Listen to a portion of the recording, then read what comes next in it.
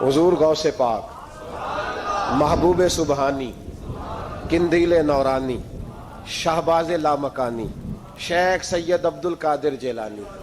गवैया था गौसे आजम के जमाने में, गाने गाता था, तो गौसे आजम उसे समझाते थे कि ये तरीका दुरुस्त नहीं। बातचीत से वो मुखालफत करने लग गया, और लोग जब उनके मुफादात पे ठोकर लगती है तो वो जात पात पे उतर आते हैं। वो कहता है जी देखो मेरे पीछे रश बड़ा है, लोग सुनते बड़ा है, तो अब्दुल कादिर तो माज़अल्लाह जलते हैं मुझसे। खैर बड़ी मुखालफत की, बातें टटोल के लाता, खाते कहाँ से है, लंगर कहाँ से आता है, ये क्या है। हुजूर गौसे आज़म हंस दिया करते, फरमाते चल ठीक है मौज कर। वक्त गुजरता गया, बूढ़ा हो गया, लोग उसकी आवाज के दीवाने थे। गले की आवाज बड़ा सुरीली थी, वो अब धीमी पड़ गई। वो जो उसे सुनते थे वो किसी और को सुनने लगे। घर में भी जब तक पैसे आते थे तब तक तो घर में भी बड़ी कदर थी। अब जब घर में कुछ न दिया तो बच्चों ने भी निकाल दिया। हालत ये हुई कि कब्रिस्तान जाके बैठ गया। मक्खियां भिनकती हैं, पहनने को कपड़ा कोई नहीं, खाने को रोटी कोई नहीं। मेरे शेख, मेरे गौसे आजम उस गली से गुजरे। जब गौसे आजम गुजरे तो उसकी हालत देखी तो महबूबे पाक का वो तरीका याद आ गया। सलाम उस पर कि जिसने दुश्मनों को भी कवाएं दी, सलाम उस पर कि जिसने गालियां सुनकर दुआएं दी। तो हुजूर गौसे आजम घर गए, गुलाम को बुलाया, फरमाया 100 दिनार ले जा, उस गवैये को दे आ, बताना ना किसने भेजे, दे के लौट आना। वो कहता मैं गया तो बड़ी बुरी हालत, फटे हुए कपड़े, खस्ता हाली। जाकर के 100 दिनार दिए, मैंने कहा लो। उसने आके खोली तो बुढ़ापे से बुरी हालत, बीमारी, जोफ। कहने लगा किसने भेजे? तो मैंने कहा मुझे पहुंचाने का हुक्म है, बताने का नहीं। तो कहते उसकी आंखों में आंसू आ गए। कहने लगा मैं भी सारे बगदाद को जानता हूं, मुझे पता है इस हालत पे अगर मुझ पे कोई करम कर सकता है तो वो अब्दुल कादिर जिलानी है। मुझे भी पता है, मैं भी जानता हूं इस हाल में गिरे हुओं को थामना अगर किसी का तरीका है तो वो गौसे आजम का ही है, वही मुझ पे करम कर सकते हैं। कहते मैं खादम, कहते मैं दे के आया तो वो मेरे पीछे पीछे चलने लगा। हुजूर गौसे आजम पढ़ा रहे थे तो सामने आके खड़ा हो गया, नजर उठाई आपने, फरमाया मैं क्या खिदमत कर सकता हूं। चीख मारी उसने, रोया, कदमों में गिरा, लगा अब्दुल कादिर तू मेरे नबी का सच्चा वारिस है, तू सच्चा वारिस है नबी पाक सल्लल्लाहु अलैहि वसल्लम का। मैं सारी जिंदगी मुखालफत करता रहा और जब मेरा कोई ना बना तो तू मेरा बन गया। अब मुझे बता कि इस बुढ़ापे में तौबा करूं तो अल्लाह कबूल कर लेगा? तो गौसे आजम फरमाने लगे तू सच्चे दिल से तौबा कर, अल्लाह तेरी तौबा भी कबूल फरमाएगा और तुझे अपने नेक बंदों में शामिल भी फरमाएगा। शर्त यह है कि सच्चे दिल से का। हुजूर गौसे पाक के पास बीबी आ गई, उसने कहा हुजूर बे औलाद हूं, मेरे मोहल्ले में ऐसी औरतें भी हैं जिन्हें अल्लाह ने 14 बच्चे दिए, मैं बे औलाद हूं। औलाद बड़ा मीठा फल है, तो मेरे आंगन में अगर एक फूल खिल जाए तो मेरे घर में भी खुशबू फैलेगी, मेरे घर में भी कोई बच्चा रोएगा तो मेरा घर भी रौनक वाला हो जाएगा। तो हुजूर मेरी सास अब कहती है रखना नहीं, इसे तलाक दे देनी है। मेरा खावद मुझे कहता है मैं मजबूर हूं, मैंने बड़ा अरसा तुझे निभाया है। तो हुजूर मैं गरीब हूं, मेरे पे नजरे करम हो जाए, मेरे लिए दुआ करे, मेरा मालिक मुझे एक बेटा दे दे। यूं हाथ उठाए गौसे आजम ने, ऐ अल्लाह तेरी बंदी तेरा बंदा समझ के आई है, क्या लफ्जों का हुसन है, क्या जुमलों की तासीर है। ऐ अल्लाह तेरी बंदी तेरा बंदा समझ के आई है, तो मेहरबानी करना जो तूने इसके दिल में डाला है वो इसे अता भी फरमा दे। लफ्जों का जुमलों की तरतीब देखे, जो तूने इसके दिल में डाला है इसे अता भी कर दे। तो हातिफे गैब से निदाई अब्दुल कादिर इसके नसीबे में ही नहीं, मुकद्दर में नहीं। मैंने कहा इन्हें मनवाना आता, जब कहा ना नहीं तो गौसे पाक रो पड़े। कहने लगे मैं समझ गया हूं, तू मुझे रुसवा करना चाहता है, तू मुझे रुसवा कर दे, तू रुसवा करना। तुझे नहीं पता था अब्दुल कादिर के पास जा रही है, तू मालिक है, तू इसके इरादे से आगाह नहीं था। मौला तू बेनियाज है, तुझे पता था मेरे पास आ रही है। ठीक है, ये कहेगी लोगों से जाके कि मैं अब्दुल कादिर के दरवाजे तक हो आई हूं, मुझे तो कुछ नहीं मिला, تو ٹھیک ہے مولا میں تیری رضا پہ راضی، تیری قضا پہ شاکر، ٹھیک ہے نہ دے میں راضی ہوں، تو مجھے رسوا کرنا چاہتا ہے۔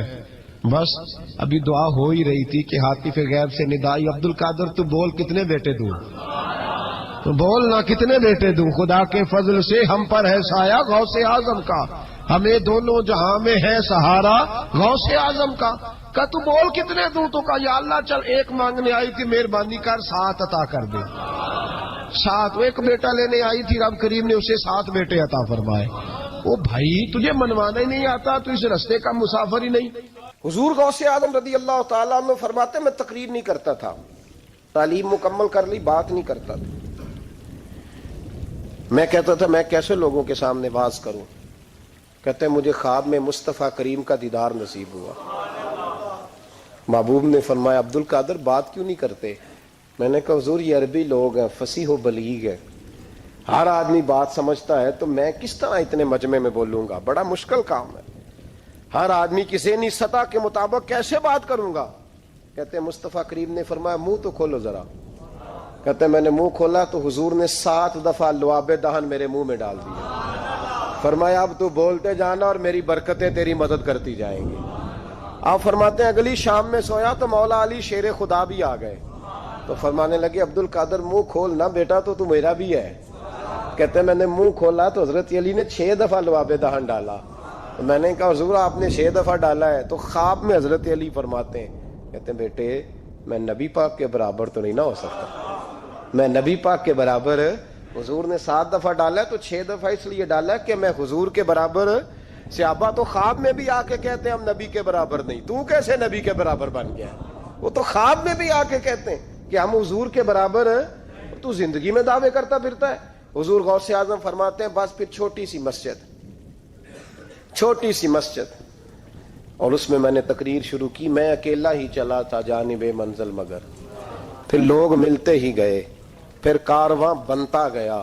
فرماتے ہیں چھوٹی سی مسجد، پھر مسجد بڑی ہوئی، پھر مجمع بڑھ گیا، فرماتے ہیں پھر جامع مسجد، پھر مجمع وہاں بھی کم پڑ گیا، پھر بغداد کی عیدگاہ وہ بھی بھر گئی تو صحرا میں جا کے خیمے لگ گئے۔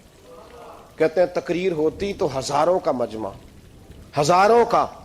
ملا علی قاری کہتے ہیں غوث اعظم کے اجتماع میں 70 ہزار لوگ شریک ہوتے تھے، ہزاروں علماء کاغذ قلم لے کے بیٹھے ہوتے تھے کہ غوث پاک جو باتیں بیان کریں گے تفسیری نقطے ہم نے نوٹ کرنے، اور حضور غوث اعظم کو اللہ نے یہ کمال دیا تھا، کمال، یہ آپ کی کرامت تھی کہ بغیر سپیکر کے بولتے تھے، جیسی سمجھ پہلے والے کو آتی تھی ویسی آخری والے کو آیا کرتی تھی۔ تو حضور غوث پاک رضی اللہ تعالیٰ عنہ نے لوگوں کو بڑا نوازا۔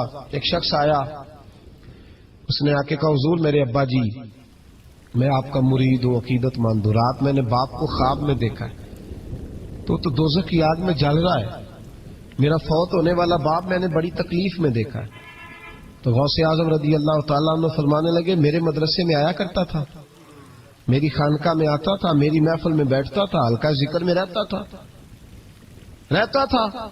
تو اس نے کہا حضور کبھی کبھی آتا تھا، کبھی کبھی۔ غوث اعظم نے مصلی بچھا لیا، کہا یا اللہ تیرا وعدہ نہیں کہ جو اہل اللہ کے مجالس ذکر میں بیٹھے گا تو اسے شکی نہیں کرے گا، اسے صحیح۔ اور یہ مسلم شریف کی حدیث ہے، دلیل کیا ہے؟ مسلم شریف کی حدیث، نبی پاک علیہ السلام نے فرمایا جو ذکر کرنے والوں کی مجلس میں خالی بیٹھ جائے اللہ تبارک و تعالیٰ اسے بھی سعادت عطا فرما دیتا ہے، اگر شکی ہو بدبخت ہو تو اللہ اسے نیک بخت فرما دیتا ہے۔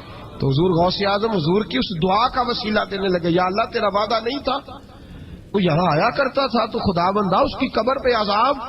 وہ شخص کہتا ہے میں گھر میں جا کے سویا، دوبارہ میرے ابا جی ملے تو مجھے کہنے لگے بیٹا عبد القادر کے پاس جاتے رہنا، عبد القادر کے پاس جاتے رہنا، جو ان کی مجالس میں جاتا ہے اللہ اس سے بڑا ہی راضی ہوتا ہے، وہاں جاتے رہنا۔ تو بھائی ان لوگوں کو رب کریم کو منانا آتا تھا۔ غوث اعظم مزدوروں کی طرح دین کا کام کرتے تھے، میں نے بڑا سوچ سمجھ کے فکرہ کہا، مزدوروں کی طرح۔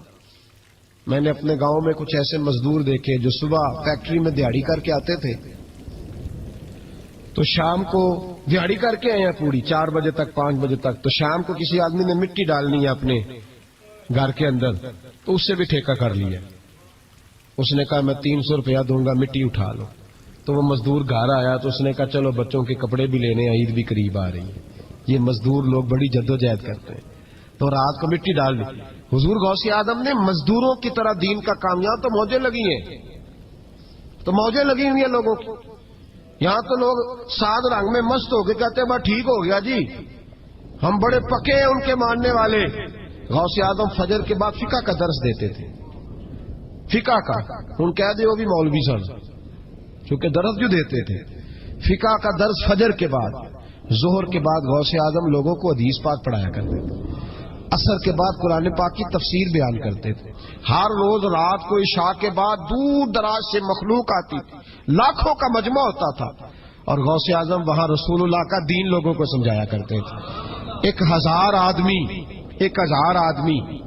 کاغذ قلم لے کے عالم بیٹھا کرتے تھے. غوث اعظم جو تفسیر بیان کرتے اسے لکھا جاتا تھا. یہ حضور غوث اعظم کا طریقہ ہے. غوث اعظم بغداد کی جامع مسجد کے خطیب تھے. وہ خطیب تھے مسجد کے. جامعہ نظامیہ کے نام سے غوث اعظم نے مدرسہ بنایا ہوا تھا. وہ ایک ادارے کے پرنسپل تھے. جسے الف با سیدھی پڑھنی نہ آئے وہ کہے میں بڑا ولی ہوں، مجھے غوث پاک کا فیض ہے. تجھے کس طرح کا فیض ہے؟ غوث اعظم کا فیض یہ آپ فرمایا کرتے جتنی جس کی زبان میں تاثیر زیادہ ہو سمجھو میرا فیض اسے زیادہ ملا ہوا ہے.